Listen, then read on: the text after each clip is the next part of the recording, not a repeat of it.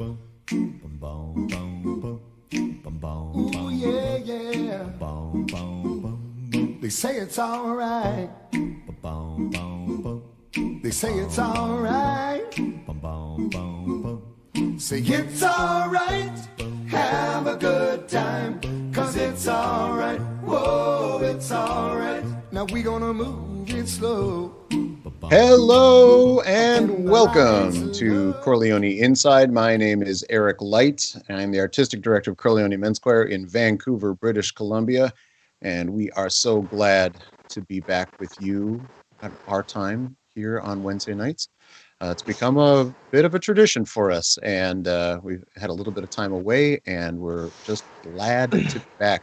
Before I get into any of our content for today, I want to have some big thank yous. Blue Shore Financial, who has been a series sponsor for this program. We thank you, Blue Shore. You have been lovely to us for so many years, and we hope for so many more. We also want to thank Rick and Lorraine Bennett, a beloved part of our Chor Leoni family. Rick's our board chair, and they are sponsoring this episode of Chor Leoni Inside. So we thank you, Rick and Lorraine, as you are watching, no doubtedly from Hornby Island out there in the beautiful, beautiful country. We want to start off the program today with, I think, what's considered probably one of the chestnuts of the male choral repertoire, and I'm really excited to have Beth with us today to talk about what happens when you have these single-sex choirs or male choirs, female choirs, treble choirs, tenor bass choirs, and what's the kind of the core of their repertoire. This would certainly be one of those pieces.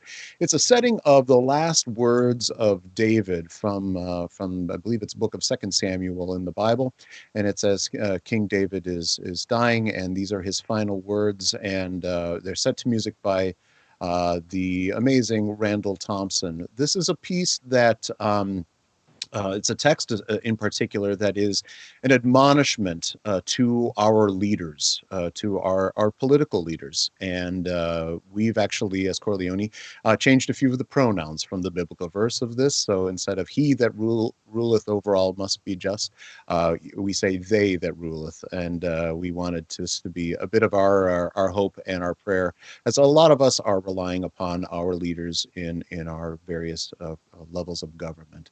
So this is from a few years back at one of our Remembrance Day concerts. This is Chor Leoni singing Last Words of David by Randall Thompson.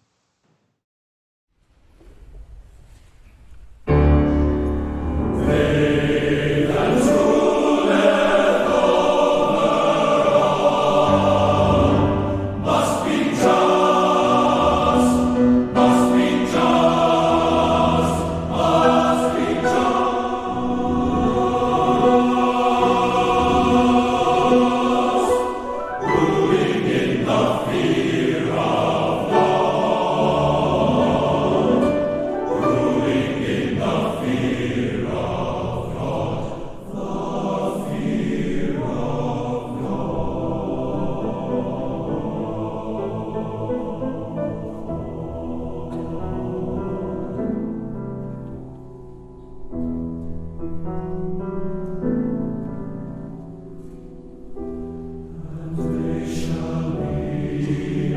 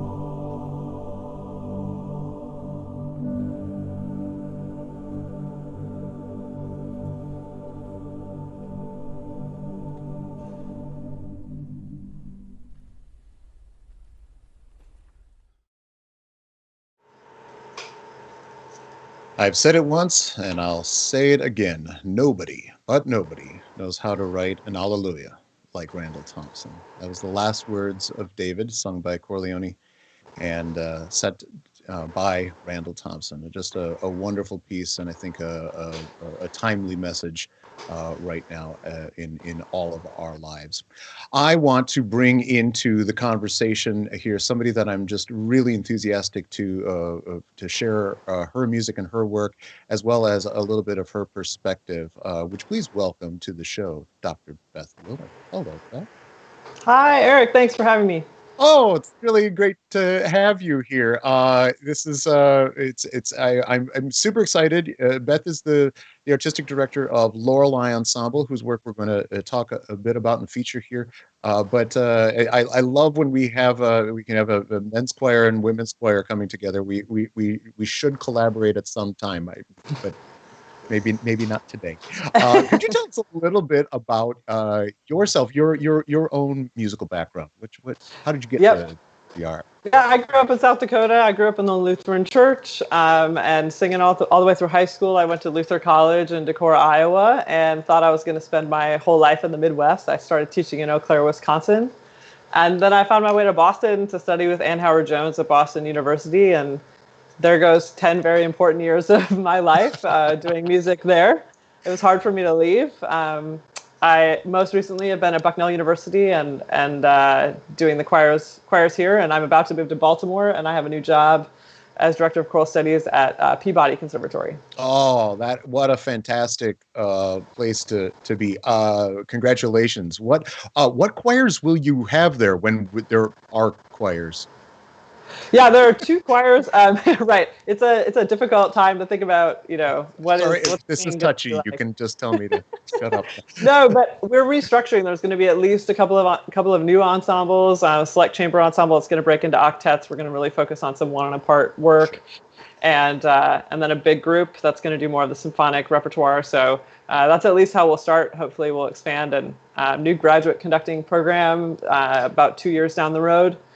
For choral conductors, so there's some bright things on the horizon once we get past the current state of affairs.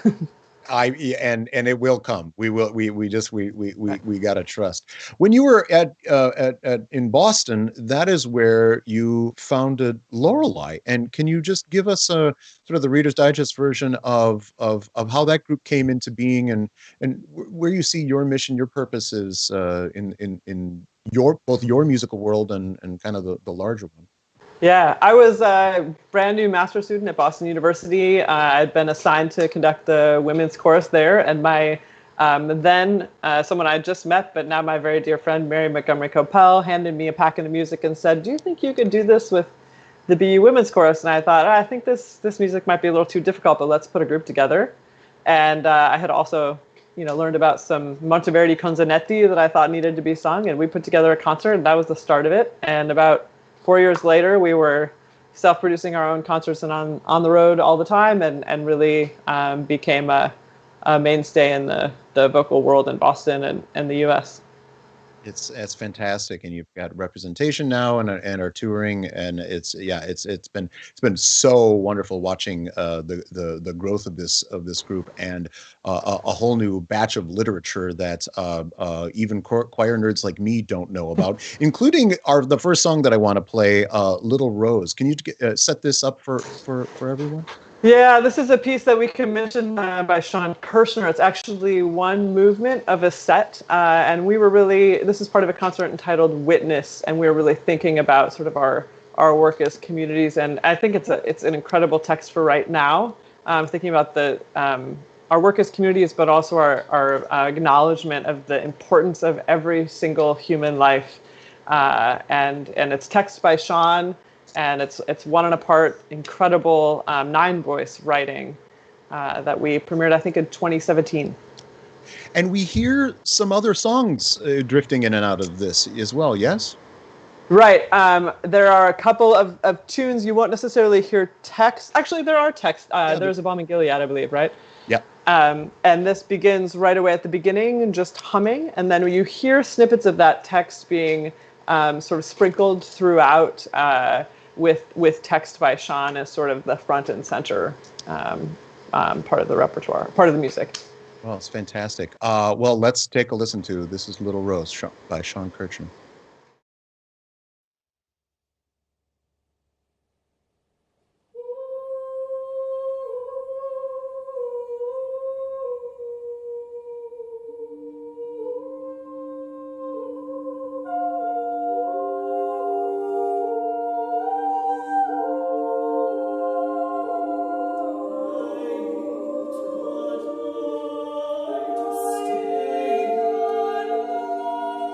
To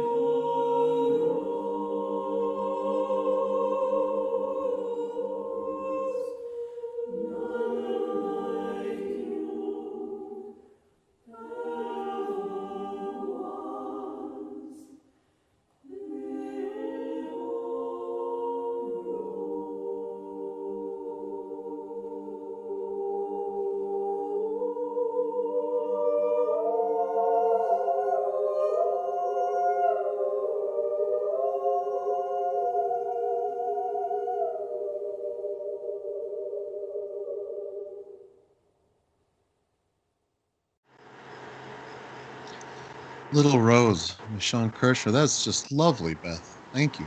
Yeah, one of our favorites, I would say. It's a lot of original composition in there, but it's so American sounding, doesn't it? It just Right. it has that feels like it could be folk song because there is some hiding out in there. It's a lovely Steal Away, I think it was. Yes. Steal Away, and There's a Bomb, but Sean's music just has a familiar way about it, even when it's almost entirely new. There's something in his voice. Yeah, it's wonderfully sung. Tell me a little bit about the mission of this group. As we talked about in our Further Inside Chor Leoni interview, which will be up on YouTube tomorrow, you go into depth about kind of the organic evolution of what the sort of the mission of Lorelei is. But as you at least see it right now, what is this group's purpose? What are you trying to do? Yeah, right at the front work is to craft a new normal for women in music, and that's not just women as performers, but composers and just the voices that we are bringing to the stage with us as part of the stories that we're telling, and to do work that feels transformational for us and for our audience, to really help to craft experiences in the vocal ensemble world that are maybe not what we expect. And that will ultimately lead us to an exciting new place in the 21st century. For sure, that's really inspiring. I'm struck by if I heard that piece sung by a 60 voice collegiate treble ensemble versus the 9 of you. What's the difference? What's the spark? What are you hoping for is when music goes through the lens of Lorelei, that what is the focus become? Right. I mean, we really ask for the composers as much as they can to not think chorally, but to think of us as a group of soloists, as a chamber ensemble, and to really think about the individual instruments. I think the quality of the contraltos and that piece specifically is just incredibly striking, and you can hear, that's actually 3 trios, and you can hear as the music and the energy is being passed from one to the next, the vocal color that's really shifting, even though we're all kind of living in similar spaces from trio to trio, and that character of voice and character of just the individual people that are on the stage is something that I think we're really able to project as a small group. Yes, and it comes through quite clearly. In terms of repertoire, I mean, I think you and I were talking about this, the world of treble choirs and maybe the world of tenor bass choirs. There's not as many masterpieces that you can look to. We played one earlier, The Last Words of David by Randall Thompson, but I don't need too many more fingers than this to get to the bottom of the real masterworks. And I assume that's going to be the same for you. It sounds like you've countered that with the idea of commissioning. Tell us a little bit about your philosophy, who you're commissioning, how you're commissioning, what's important to you in that process. Right. I think just to say, I mean, there is great repertoire that we try to draw on, and repertoire that is centuries older than we are, and try to do that in a new way, give women access to that repertoire. But as far as commissioning goes, which really is the majority of our work, we're interested in working people that want to collaborate, and it's not really a contractual process when we're commissioning, where we just say we want X number of minutes of music and here's the text and we'll see you when it's finished, or not, yeah. Right, or we'll wait a few extra weeks. No, but we actually really enjoy the process of working with a composer and helping when it makes sense to help craft the concept and really sort of refine the writing for the group, and to workshop it and maybe have multiple drafts and find a way to create music that fits us, but not just us. I think that pushes the boundaries of how people are writing for not only soprano and alto voices, but also just for vocal ensemble, that we could think a little more expansively about the instrument, because it is one of the most, if not the most flexible instrument that one can write for. I might say the cello is right up there, but there's a lot of possibility in writing for voices, and so we're really interested to explore that. That's I couldn't agree more. I want to play this arrangement of this Bon Iver piece, and you have some collaborators here, and I'm sure he didn't write it for you specifically. So can you give us a little bit of, but another Wisconsin boy here, so I'm okay with him. Right. Give us a little bit about the genesis of this arrangement and the performance. Yeah, I'm sorry to have to ask this. This is Woods. We have a couple Yes. of Bon Ivers that we've covered. Okay, I assume. I believe it is, yes. Okay, you can correct me if that changes, but I'll just start by saying that I taught in Eau Claire, Wisconsin for a while, and so I was aware of Bon Iver before they were Bon Iver, and really fond of their music. And this is actually, the arrangement of Woods is an arrangement that was first SSAATTBB for one of the Lorelei members' friends. And that was one that I asked for the permission to arrange it for us, and really to open up an a cappella space in a program that we had primarily done with this incredible percussion ensemble. And so this was our feature there. And it's just an incredible, it's also really great for this time because it's about being isolated, being in the woods and sort of creating independently. And one of our favorite pieces that we've sung. Yeah, and this one does have the percussion ensemble in it. So yes. So maybe this one is Babies. It's Baby. Oh, which is also, it's also fabulous, and I just won't say that much more, except that I really think there's a connection here with minimalism. We also sang some Steve Reich on this concert, and so you can hear that, especially in the percussion, and then the voices are just sort of building vertically on top of that, and I think you'll really enjoy it. Yeah, it's a wonderful, wonderful texture. This is Babies, Bon Iver.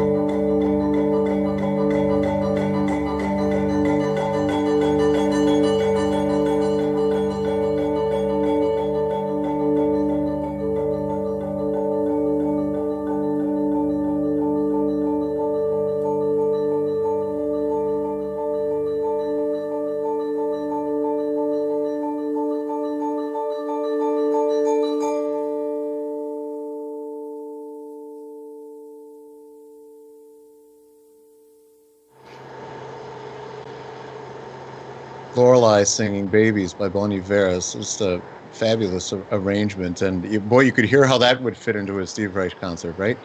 Absolutely, yeah. And it's also, when Bon Iver records this, it's just multi-tracking his own voice. So it's really kind of a fun thing to have that arranged for us to do live. It is amazing how there are certain pop voices that work so well crossing over, and the differences between styles of music are really not that distinct. I know you've covered Bjork and those sorts of maybe art, you maybe call them art pop kind of people, or I don't know what the definition would be, but it could just as well have been at a stadium with one of his concerts, Right. honestly. Right. Absolutely. And he does incredible forward-thinking collaborations. They just did a project up in Eau Claire with a dance troupe that was just, breaking a lot of boundaries. I love seeing what he does.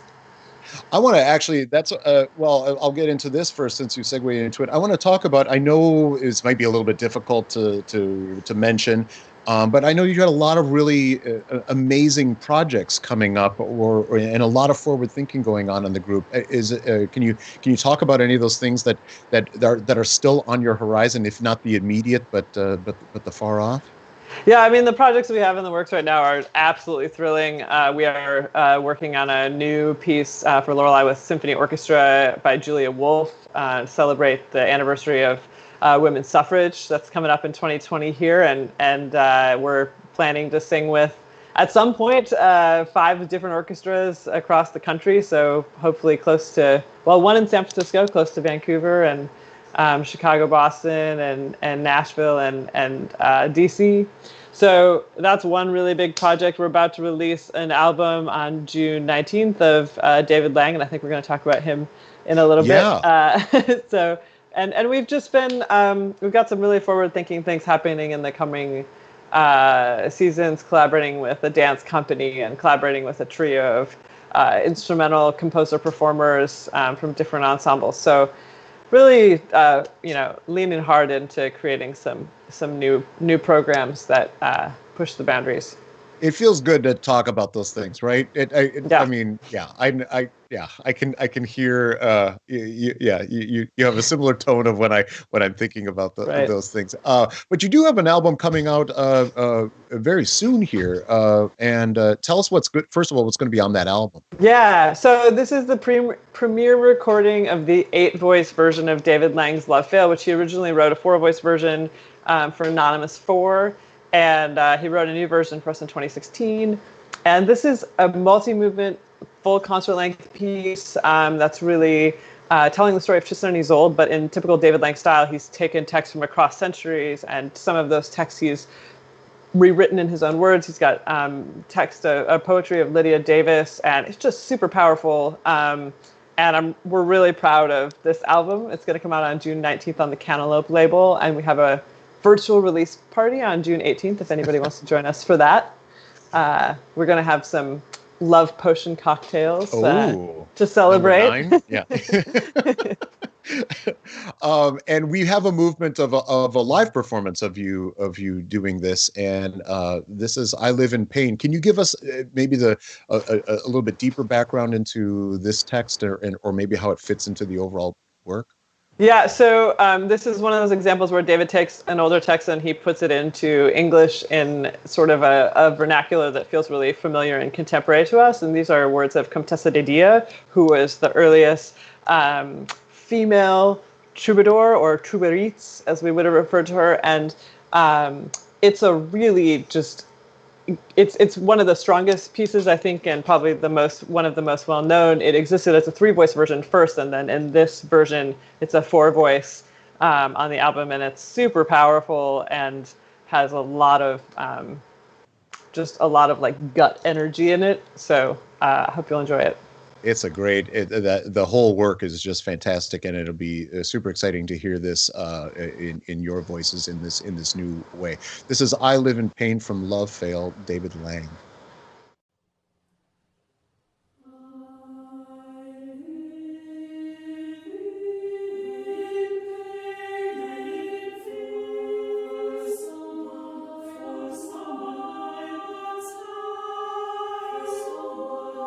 So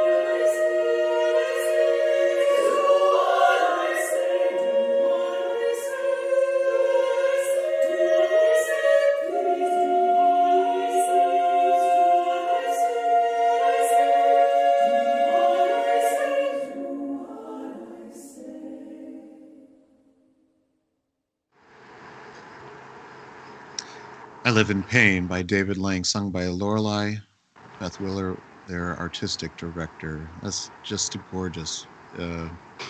David Lang's really cracked the code on how to write for voices, hasn't he? It's something Yeah, about, yeah. and his music sits so well with us. We've done a lot of it, so it's great to have I this. can't wait to hear the album. And that's out on Cantaloupe Records? Cantaloupe Records on June 19th.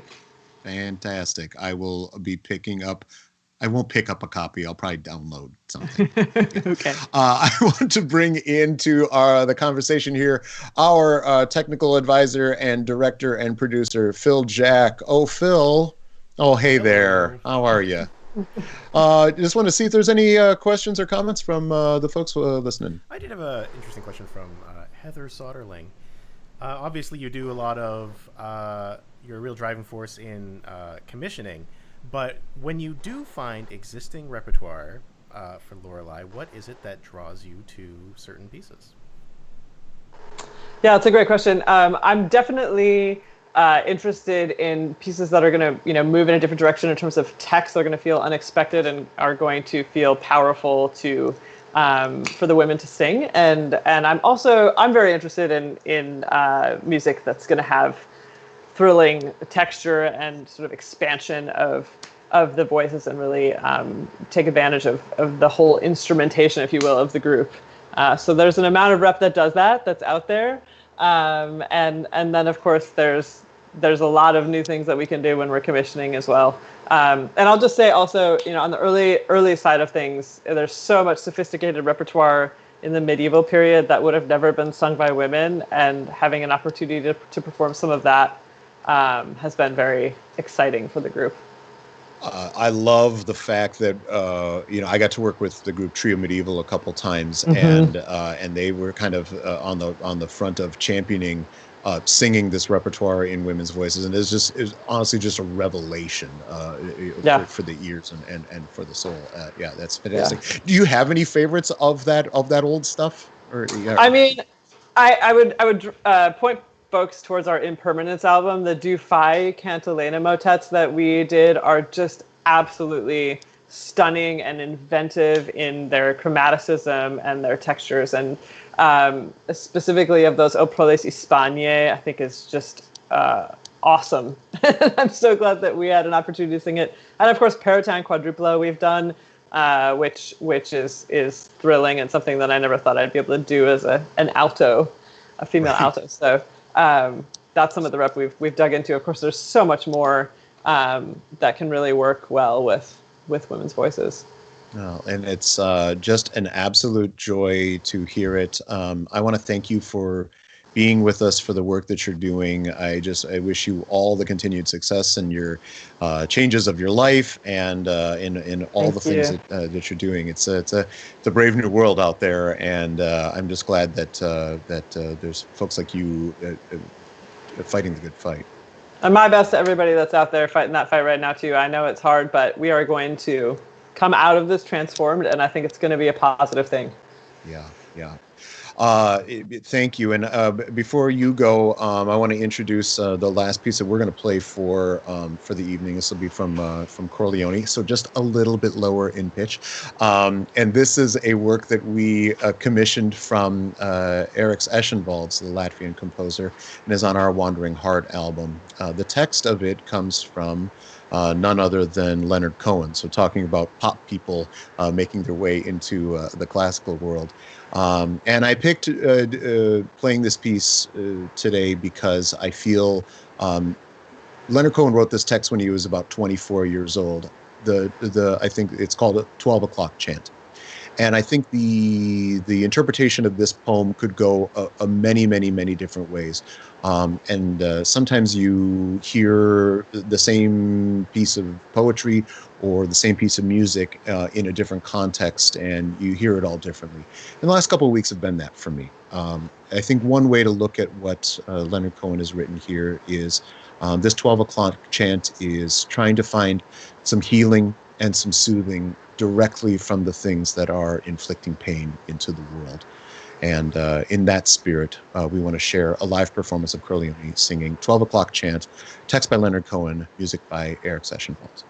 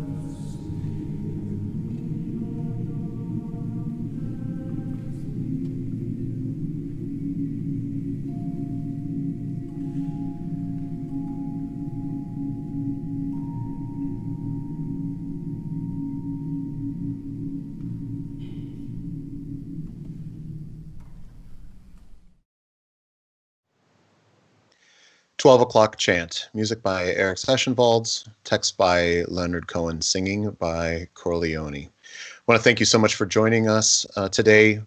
We want to thank Blue Shore Financial for their support of this program. Rick and Lorraine Bennett for their support in this episode. Next week, I will be joined by Jason Max Ferdinand from the Aeolians, and the following week, we'll have singers here from Voces 8.